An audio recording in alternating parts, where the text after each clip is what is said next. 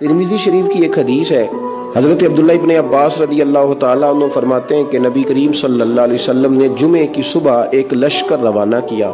اس لشکر کے اندر حضرت عبداللہ بن رواحہ رضی اللہ تعالیٰ عنہ کو بھی بھیجا حضور نے۔ باقی تمام لوگ تو چلے گئے صحابہ کرام، لیکن حضرت عبداللہ بن رواحہ رضی اللہ تعالیٰ عنہ نے یہ سوچا کہ یار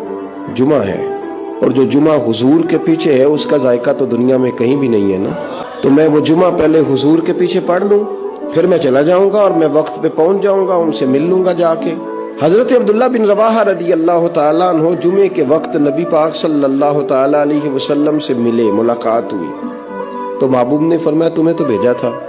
عرض کی یا رسول اللہ صلی اللہ علیہ وسلم میں نے سوچا کہ جمعہ آپ کے پیچھے پڑھ لوں پھر چلا جاؤں گا، تو محبوب علیہ السلام فرمانے لگے اگر تم میری بات مان کے صبح چلے جاتے